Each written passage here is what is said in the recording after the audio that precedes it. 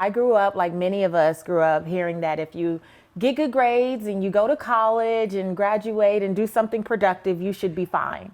And so I found myself in this place with, I was doing all the right things. So how did I still end up in this place? How did I still end up shaking my old purses for change, looking through couch cushions for change? How did I end up at the welfare office applying for an EBT card so that I could get money for food to feed my baby? I had just had a newborn baby just that year before.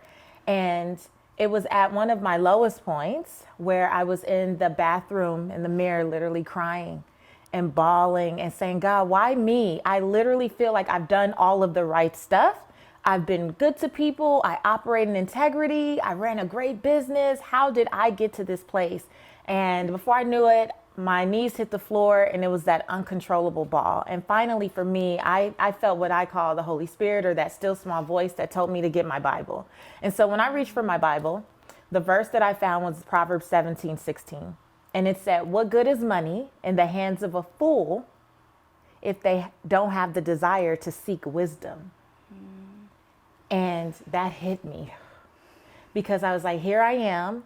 I was on the dean's list at the University of Southern California. I got my real estate and mortgage broker's license at 21 years old. I have all these certifications and all this stuff. I have been so good at seeking education that I had confused education for wisdom. Oh, God. That was the first time it hit me that you can have all the skill set in the world, but if you don't have the right mindset to match it, you're always going to probably find a way to self-sabotage and end up in the same place. And I do realize that even though there was a recession going on, there were other things that I could have done differently. And the big one for me was ask for help. I didn't know how to ask for help. I grew up in a Central American family with strong single women at the helm, and everybody just figured it out and made it happen. And if you did ask for help, people would say, figure it out and make it happen. And so I waited until my back was up against the wall, till my homes were in foreclosure, I didn't have a choice but to lay off my staff. You know, I didn't know how to ask for help until it was really late in the game. And so for me, when I share with people about finances, I've never just wanted it to be, let me show you how to use a budget. Right. You know, let me talk to you about credit. And I did get up off that floor and I used that as a starting place, but I always knew that I needed to teach people that it was more than the money, that it was about their mindset too, and then help them bridge that gap. That's amazing. How do you emotionally overcome that then? So you know, okay, I need to ask for help, but when it's not innate in you, there's one thing about knowing and another thing about doing. How did you coach yourself through asking that and not feeling badly about yourself? Because I think that's where my mind goes when I had to make a transition to ask for help. I started feeling badly about myself. Oh, am I weak because I'm asking for help? And you start playing that voice in your head. And of course we go through this whole scenario like, what are they going to say? Right. Especially when you're the one that people have always come to for help. Right. Because the other thing was, I didn't really know how to humble myself and ask because I was always being asked. Okay. And so your mind tricks you at that point into believing that you're the expert. Right? You start to believe, well, oh, of course, I know it all. Right. So who am I supposed to go to?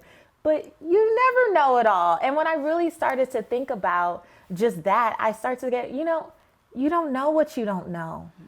And it's not about having to go cry on everyone's shoulder and tell them all of your woes. It was literally about keeping my mind focused on what is the next best step. I know I don't understand what some of this looks like, and going, I know that this is what I want to do, but I don't know what I don't know. So can you help me fill in some gaps? And I was pleasantly surprised at how many people love to talk about themselves. Yes. How many people love to talk about themselves, but also seriously, how many people were willing to help? I have had, I think, just such a marvelous journey over the last decade because I've had support of people just every step of the way.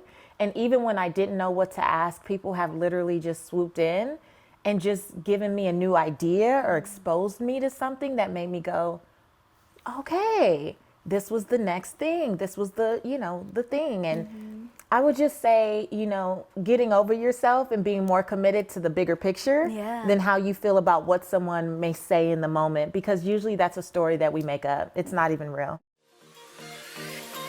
What up guys, Lisa here. Thanks so much for watching this episode. And if you haven't already subscribed, click that little button right in front of you. Click, click, click away. We release episodes every Wednesday, so be sure to get notified. Till next time, go be the hero of your own life.